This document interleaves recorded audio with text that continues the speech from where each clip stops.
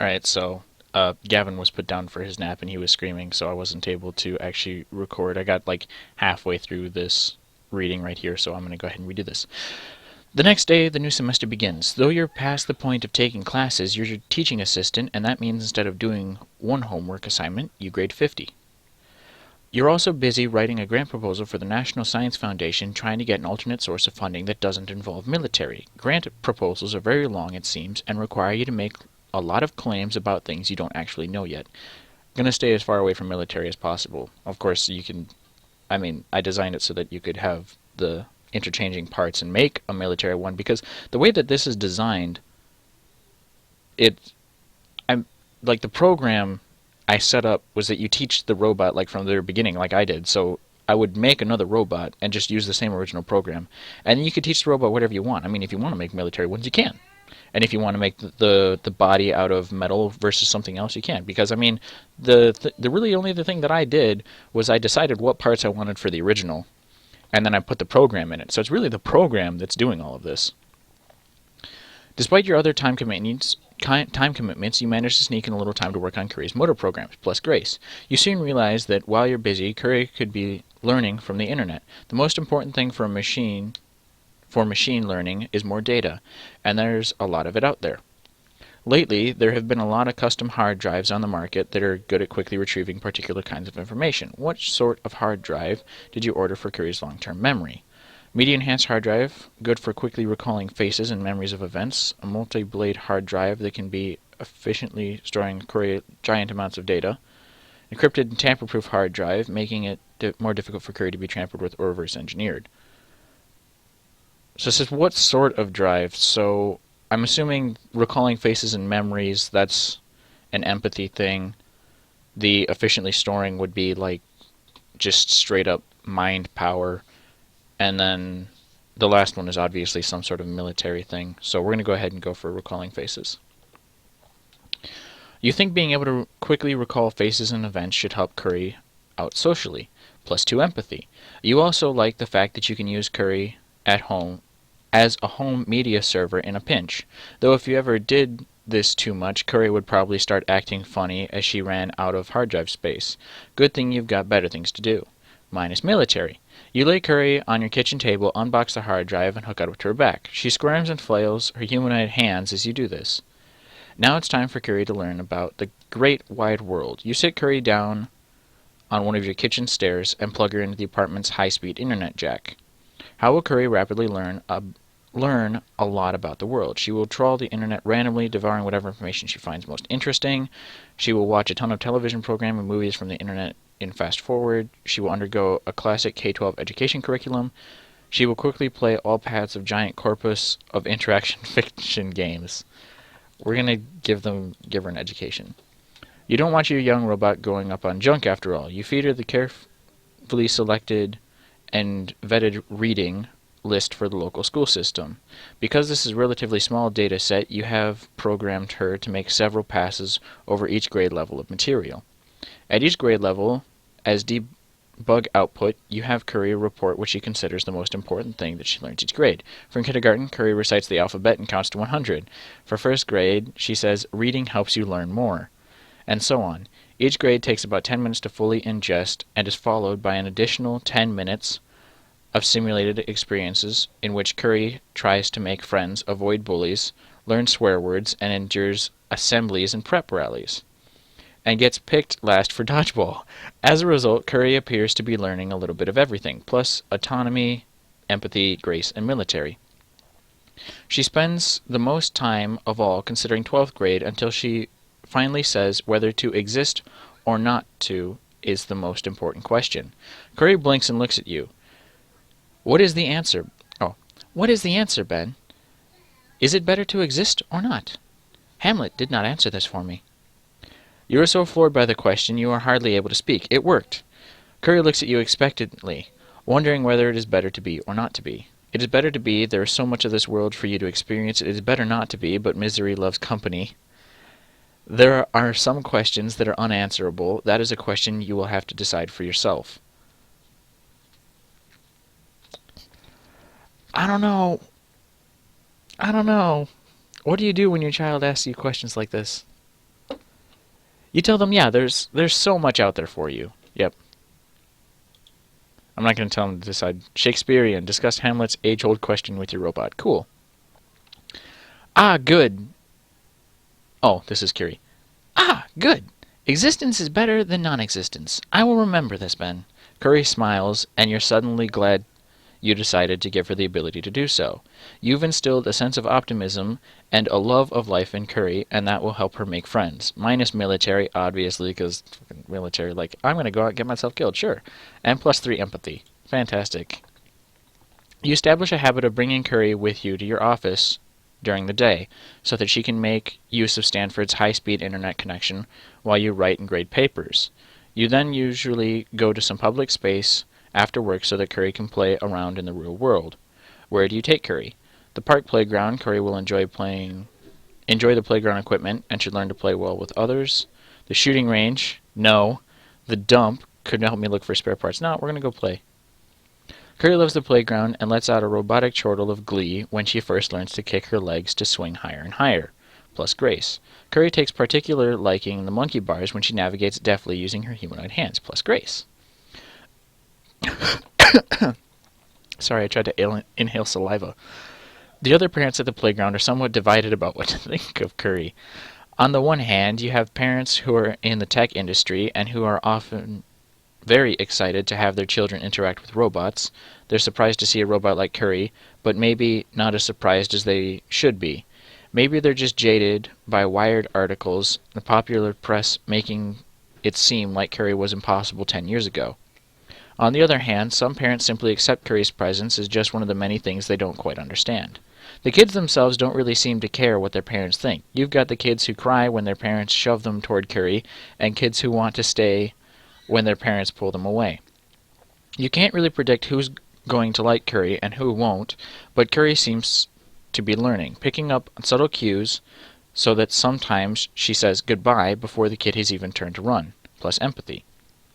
You finish your grant proposal for the National Science Foundation, promising a robot that will be able to understand human emotion better than any other robot that has come before. A few weeks later, you find that you have been funded. The NSF sees your work as genuinely novel and groundbreaking. Some of the reviews also mention Professor Ziegler's previous successful work, which is odd because you hardly talk to him during the process. Professor Ziegler is CC'd on their congratulatory email, and he replies with his own congratulatory email from his office down the hall. Scholar, won a fellowship for having a high robot stat. Cool. Oh, that means it's more in one category than everything else. Okay, that makes sense. This is a long one. Near the end of the semester, you notice a message on your office phone. You're not really sure how long the light has been blinking. You don't really think about landlines anymore. You find the department webpage that describes how to check your voicemail, reset the PIN that you apparently chose when you first started graduate school, and listen. Oh. Hey Ben, this is Mark over at sfchronicle.com. I've heard that you have an interesting robot that you've been taking to the park, and I'd love to do a story about it. Call me back. He lists a number, and the message ends. You glance over at Curie, who is seated at the desk of your hypothetical, all but dissertation office mate, whom you have never seen. Curie is looking at the landline phone with interest. Whose service says SF Chronicle is registered to the San Francisco Chronicle, says Curie. The San Francisco Chronicle is a newspaper that started its website back in 1994. 24th in national circulation. She looks at you with interest. Mark is a reporter. Shouldn't you be studying? You ask, pointing at the Ethernet cable running out of her back. Bayesian reasoning over publication rates suggest reporter's full name is Mark Alley, Curie says with her eyes closed. Mark's article with most social media likes is How I Learned to Stop Worrying and Love DARPA. Article explains that DARPA stands for Defense Advanced Research Projects Agency. She hesitates for a moment. Aforementioned article appears to contradict title. Reporter does not seem to have stopped worrying. Adjectives that bind to nouns describing DARPA and its projects: crazy, Orwellian, imperialistic. Overall sentiment analysis is negative. Thank you, Curie, you say. You look the guy up on your phone. The picture you find of the stubbly young Egyptian man with tousled black hair, hipster glasses, and a cigarette between his lips is probably outdated, but the disrespect for authority the man radiates is probably timeless.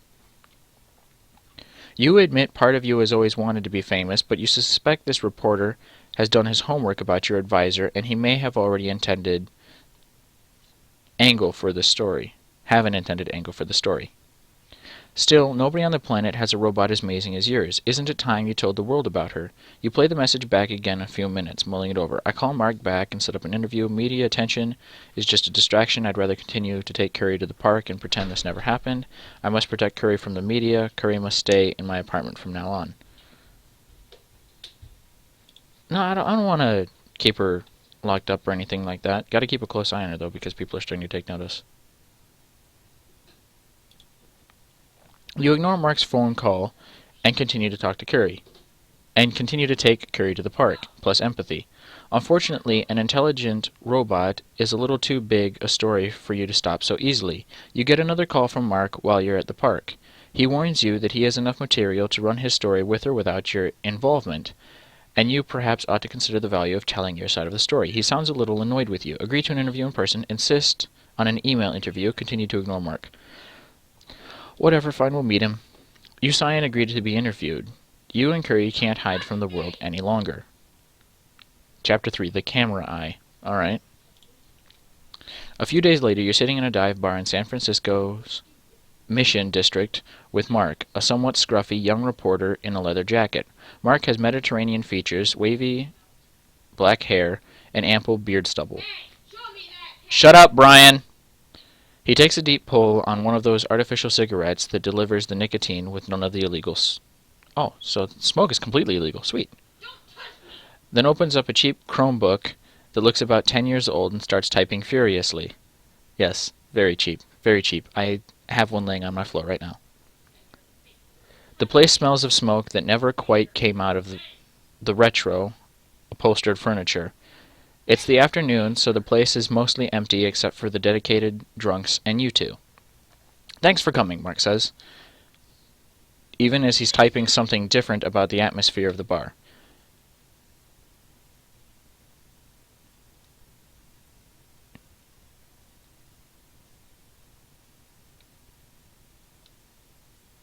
I'm not entirely sure where that sentence is supposed to be going. You'd be surprised how many people insist on just answering via email, but that's bullshit reporting. It's like trying to sell a public car you've seen only in a picture. To find the truth, you've got to kick the tires. You've got to look them in the eye. Brian, stop yelling or I'm going to kick your ass. He looks you in the eye. Like right now, I can tell you sacrificed a little piece of your life for something else, he says, going back to typing. There's a weird flatness in your look.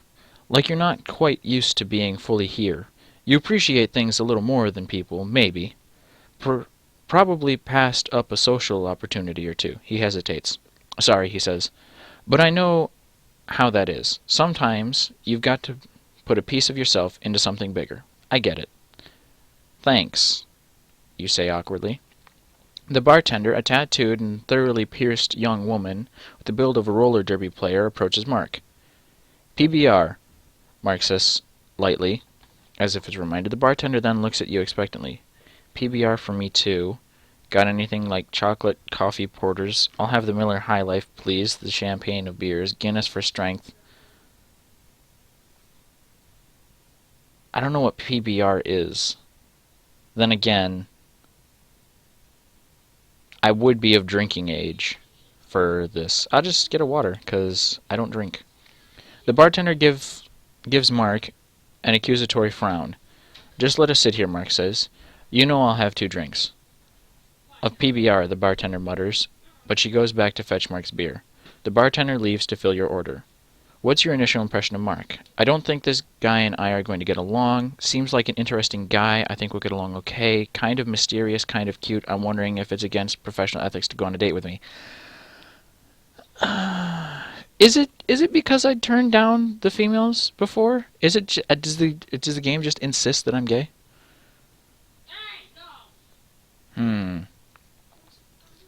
I don't like to assume that I'm never going to get along with somebody, just because even people that I've started out hating, I end up getting along with in the end, just because I develop a respect of their hatred of me. Uh, sure, he seems alright. As you make this decision, Mark glances at you and types another brief note to himself. He seems very good at reading people. So I've heard your robot is kind of like a robotic 4-year-old, and it's kind of bumbling in what may be an endearing way. Mark gives you a skeptical look to tell you what he thinks of this. I guess I ought to show you my robot sometimes, you say. Yeah. The bartender comes back with your water and Mark's PBR. You sip your water, feeling a little out of place. I don't feel out of place drinking water in a bar. It's perfectly fine. I don't drink, damn it. So, let's get to the most interesting of rumors, Mark says. Does this robot have human-level intelligence? The way Mark studies your expression suggests that your answer will say much about you as it will about Curie. You should see Curie while she is learning from high school textbooks. It's only a matter of time before she surpasses us. Yes, Curie is absolutely equal of any human. Intelligence is a concept designed by elites to degenerate lower classes. Curie is what she is. No, she's got a lot to learn. Curie's mind is a pale imitation of human intelligence, which most people underestimate. Intelligence is just a concept designed by people. I mean, there are plenty of people out there that would not be considered intelligent that are quite intelligent. Mark raises his eyebrows at this. Interesting, he says. I've been doing this tech beat for a while, and you're the first AI person to say anything like that. He seems impressed. It's true, you say. Read Stephen J. Gould's Mismeasure of Man. The early proponents of IQ were totally racist. And as an AI person, I can tell you there's no such thing as intelligence. Raw computational speed exists, sure, but what you call intelligence is actually a diverse set of skills that are coded in Curie completely differently, most of which require special knowledge rather than pure speed of thought. Well said, me. Good job. Pat myself on the back, just... Mark nods at this appreciatively. I can see that. A lot of writers might appreciate that sentiment, seeing how everyone's falling over computer scientists as geniuses these days. You shake your head. It's just a learned skill. Mark nods again as he records your comments. Let's talk about your advisor then. Professor Ziegler is famous for his pronouncements that, in the near future, we'll have robots smarter than humans. What role did he play in the creating of this robot of yours? He had nothing to do with it at all, besides providing the funding. He demanded that the robot appear more useful to the military without contributing significantly to its intelligence. He provided some suggestions during the robot's construction. I was greatly inspired by his thinking. I was listening to him on NPR. This robot was being built, in fact. He provided some suggestions, I guess. He said, make it out of metal, and I said no. Or I said, well, what I had intended to say was like, well, it could be made out of metal if you needed it to. I mean... what its components are doesn't really matter. It's the AI that's really the big deal here. Anyway, I'll go ahead and leave that off here. I'll click next time. So he provided me some suggestions during the robot's construction.